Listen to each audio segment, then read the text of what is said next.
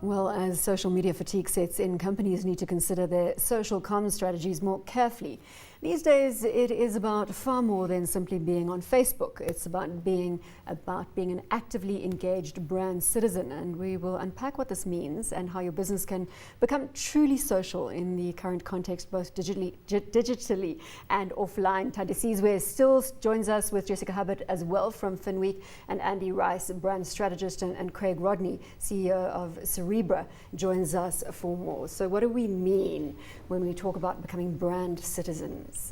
Do you want to give it a Sure. kick-off? So in the online space and as the social space has evolved, we've realized that the technologies and the conversations are human conversations.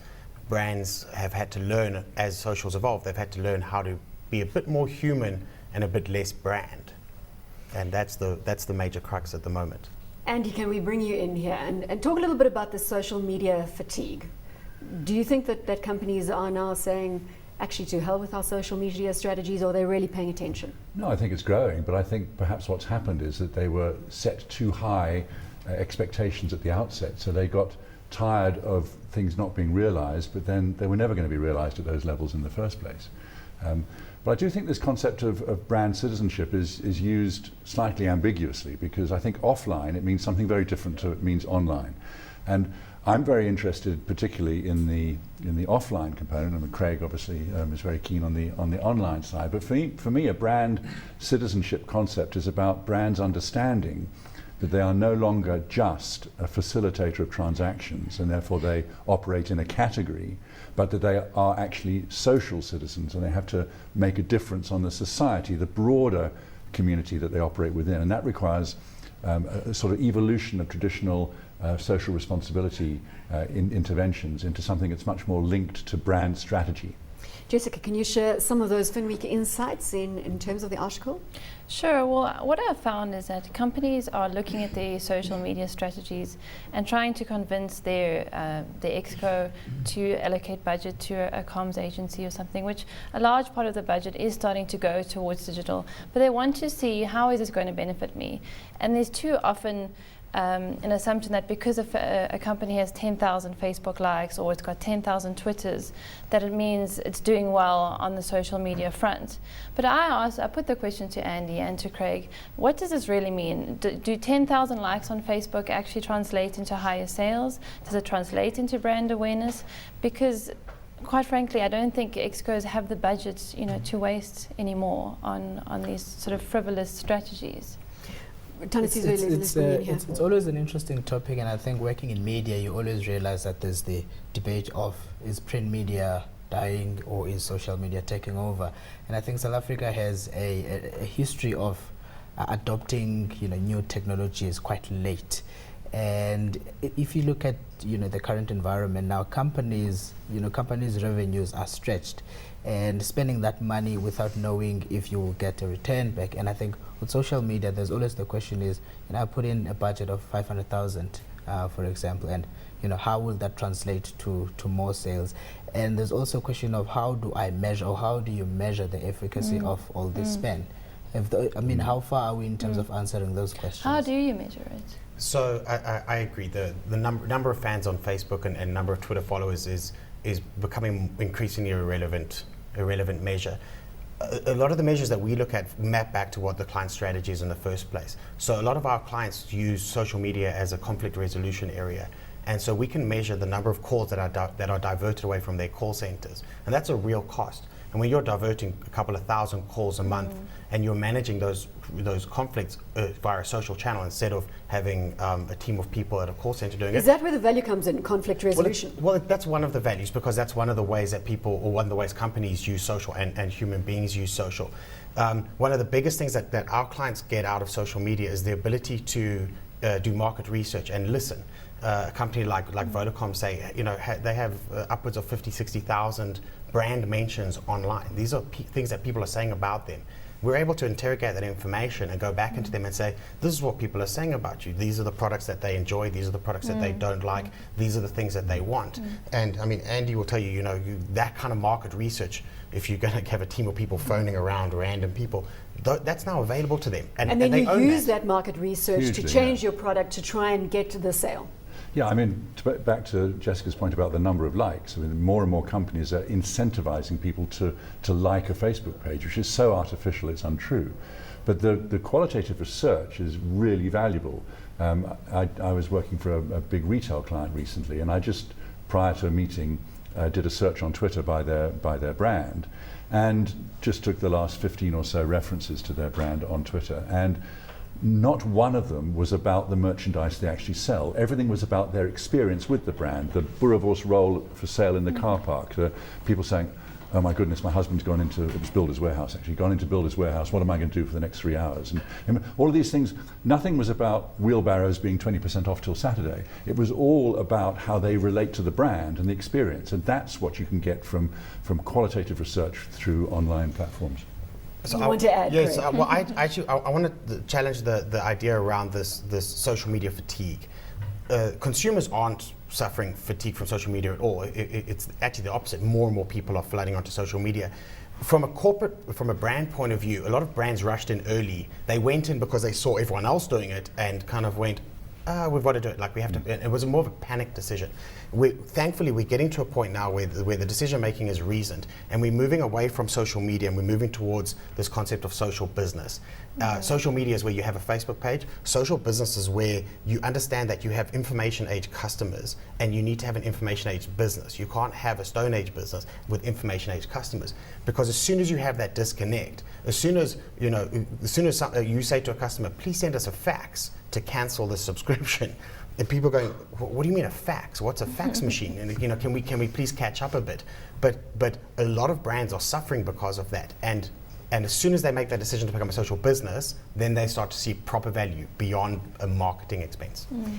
I want to touch a little on the so-called experts out there when it comes to social media and digital strategy, because have we not seen a number of fly-by-nights coming into the fold where you've got every man and his dog professing to be an expert in the social media space? And because a lot of our companies are old school and they've got traditional marketing budgets, they haven't gone into the social media ambit themselves, and they're leaving it to people, potentially even younger generation individuals coming forward and saying, this is a space that I know backwards, I can help you out. Have we seen that trend? Yeah, I think that in 3 years' time there won't be such a thing as a digital agency, because they will all have been either absorbed into traditional agencies, or traditional disciplines will have been brought into the digital agency, because there is an assumption in having a specialist digital agency, which is where the whole industry mushroomed, that there is something different about the digital platform, as if we have a slightly different makeup and DNA and response to stimuli when we're online, when in fact we're all human beings. So I think that's been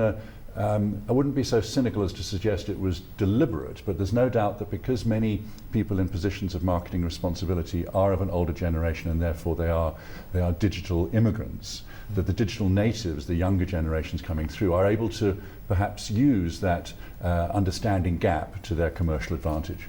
So a shake-up in the industry is what we will see. I think absolutely. The more traditional marketers become comfortable with social media and understand it, the better value businesses will get out of it. The early days where were the guys going, where there's mystery, there's margin, and they kind of pretended to be the gurus, etc. The faster we move away from that, the better it is for businesses, but the better it is for social, because more people start to go, well, there is value there. I'm a little cynical, and I have been for some time, because if you look at digital agencies, their specialty really is to understand how these platforms work. But companies need to have someone who understands how to relay their message. So who controls the content side of things? Now I understand there's a design digital side of things. Now who controls and ensures that the right message is conveyed, and who controls that content side of things? So that's what we do as a business. Fundamentally, we look after brands' conversations with their customers.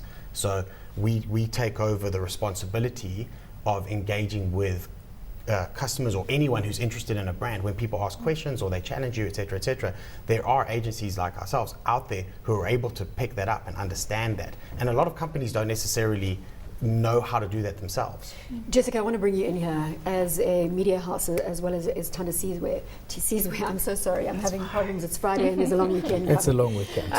We use it effectively within the CNBC Africa fold, and so does every media organization now, for interactivity with our audience, immediate feedback. You must do it similarly in the digital and in the print space. This, for us, it works brilliantly.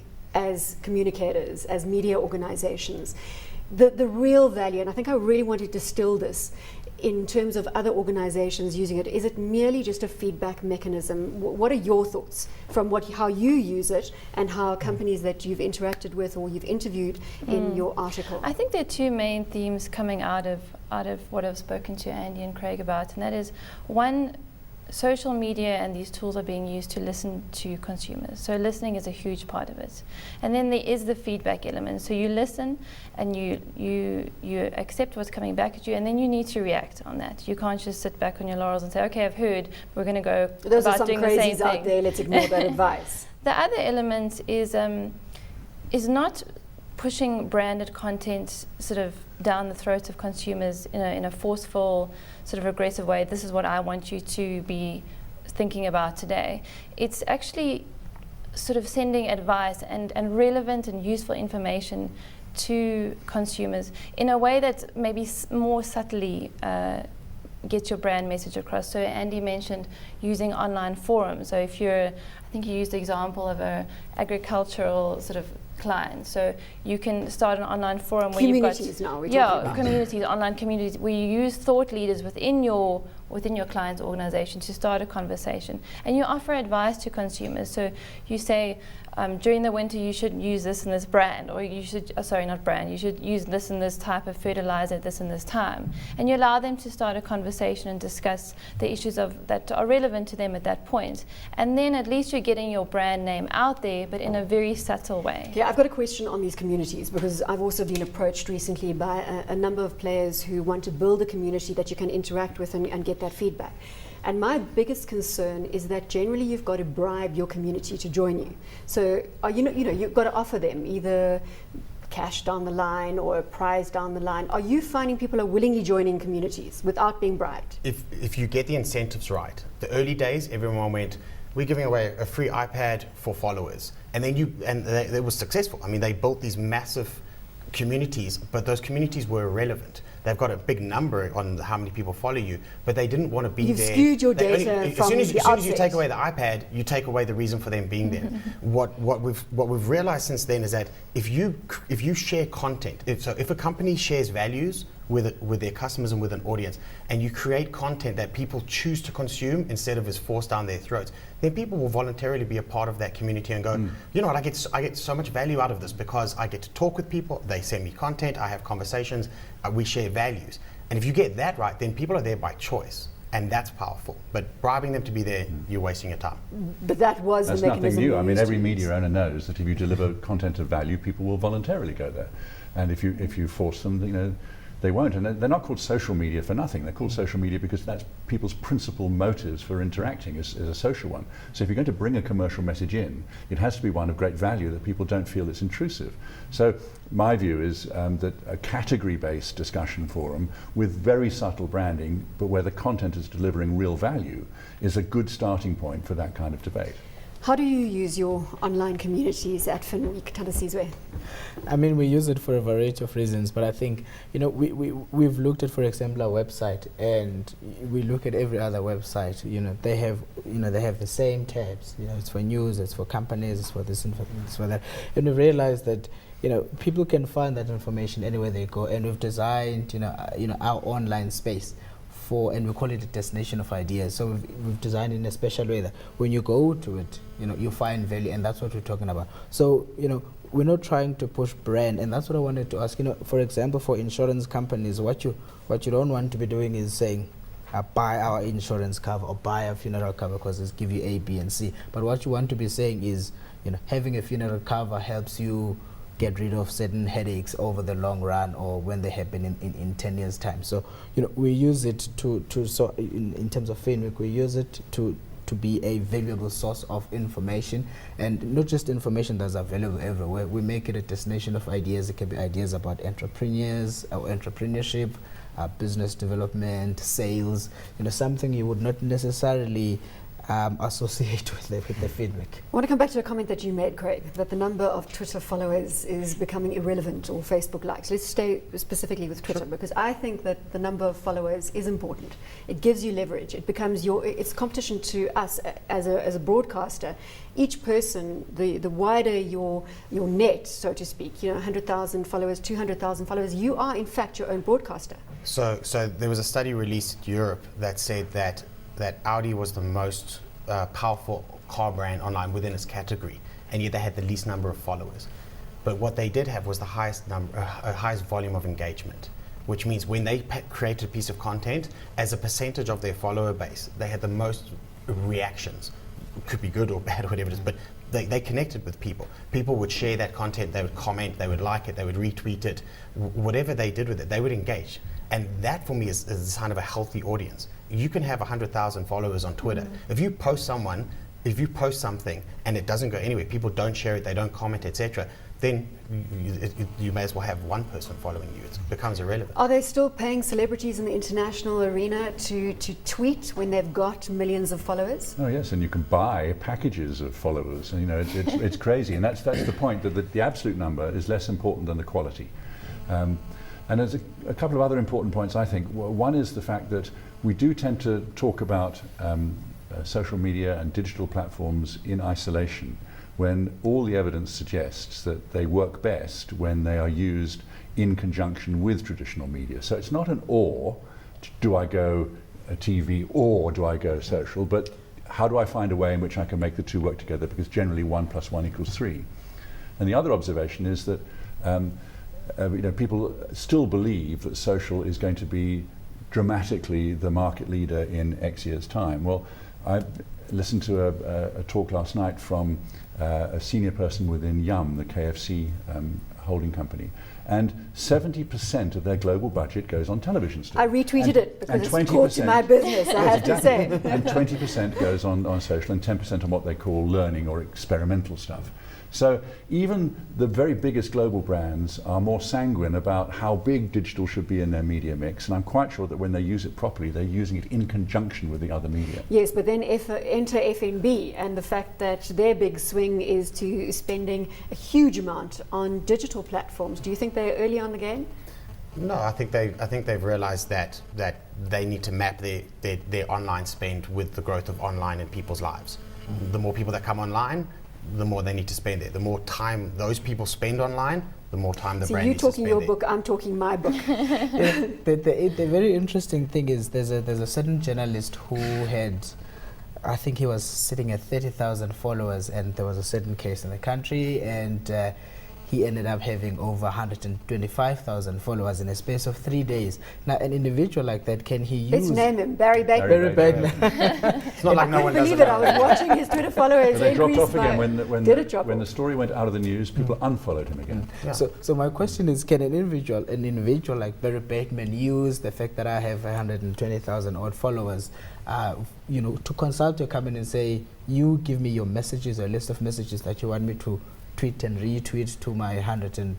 You can, if you want to destroy your credibility, the same way CNBC can have plugged spots on here and not disclose that it's paid for. When people find out, you lose your credibility. But sorry for taking control of this. I want to go back to this budget Don't thing. worry, I'll come in heavy-handed if I need to. I want to go back to the budget thing, because Andy said that KFC spends 10% on social. So let's be 20% on social. 70% on television. Let's put those stats out there. So let's, because I don't want to bash the 70% of television, but I want Good. make sure Otherwise, that the this guys is live understand. television. You out the door. No, of course. I want to make sure that people understand that Facebook didn't exist 7 years ago. Twitter's been around for 5-6 years. So anything pre-Facebook, let's just kind of say that no one really knew what it was. It was everyone spoke about blogs before Facebook. So in the space of 7 years, this social media thing has garnered 20% of KFC's budget. I'm not going to say that it's going to become the 70. That I'm not going to say they're going to swap around. But I do want to point out that is monumental. That is a monumental shift. You can't. Look, jokes put that aside, down. agreed. And even as a news journalist, I get my information from my cell phone, from Twitter feeds, and it's actually all I need to know.